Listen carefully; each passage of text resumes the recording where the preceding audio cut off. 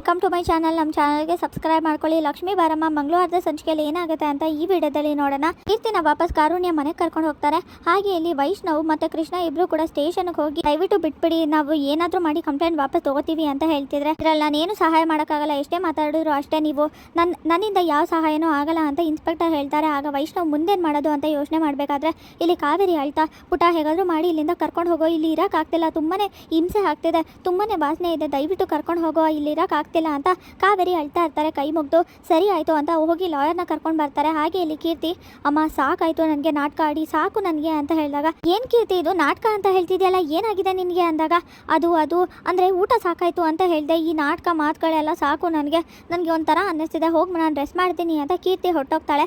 ಹಾಗೆ ಇಲ್ಲಿ ನಾವು ಮಾತಾಡಬೇಕು ಕಾವೇರಿ ಜೊತೆ ಅಂತ ಲಾಯರ್ ಹೇಳಿದಾಗ, ಕಾವೇರಿನ ಕರ್ಕೊಂಡು ಹೋಗಿ ಕೃಷ್ಣ, ವೈಷ್ಣವ್ ಹಾಗೆ ಲಾಯರ್ ಎಲ್ಲರೂ ಮಾತಾಡ್ತಿರ್ತಾರೆ. ನಿಜ ಹೇಳಿ, ಆದಷ್ಟು ಬೇಗ ಇಲ್ಲಿಂದ ಕರ್ಕೊಂಡು ಹೋಗ್ತೀವಿ ಅಂತ ಲಾಯರ್ ಹೇಳಿದಾಗ, ಆಗ ನಾನು ಏನು ತಪ್ಪು ಮಾಡಿಲ್ಲ, ಅದೇನು ಇದ್ದಕ್ಕಿದ್ದಾಗಿ ಏನೋ ಮಾತಾಡ್ತಾ ಇಲ್ಲೋ ಹಾಗೇನೆ ಓಡೋಟೋದ್ಲು ಅವಳು ಅಂತ ಕಾವೇರಿ ಹೇಳಿದಾಗ, ನೀವು ಸುಳ್ಳು ಹೇಳ್ತಾ ಇದ್ದೀರಾ ಕಾವೇರಿ ಕಶ್ಯಪ್ ಅಂತ ಹೇಳ್ತಾರೆ ಕೋಪ ಮಾಡ್ಕೊಂಡು ಲಾಯರು. ಆಗ ಪುಟ ನಾನು ನಿಜಾನೇ ಹೇಳ್ತಾ ಇದ್ದೀನಿ ಕಣೋ ಅಂದಾಗ, ಇಲ್ಲ ಇವ್ರು ಸುಳ್ಳು ಹೇಳ್ತಿದ್ದಾರೆ, ಆ ಥರ ಎಲ್ಲ ಓಡೋಗಕ್ಕೆ ಸಾಧ್ಯನೇ ಇಲ್ಲ.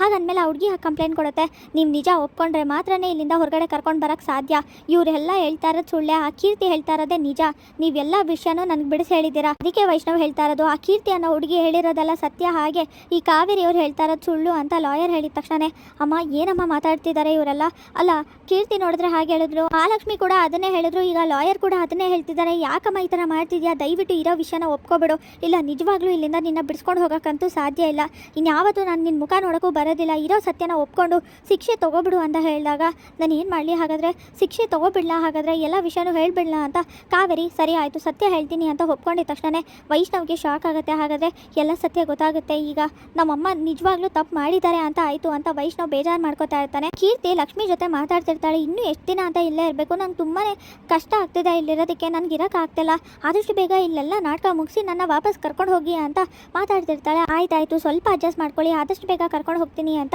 ಲಕ್ಷ್ಮಿ ಹೇಳ್ತಾ ಇರ್ತಾಳೆ ಕೀರ್ತಿ ಹತ್ರ. ಅದನ್ನು ಯಾರ ಹತ್ರ ಮಾತಾಡ್ತಿದ್ಯಾ ನೀನು ಅಂತ ಕಾರುಣ್ಯ ಕೇಳಿದ ತಕ್ಷಣ ಕೀರ್ತಿಗೆ ಶಾಕ್ ಆಗುತ್ತೆ.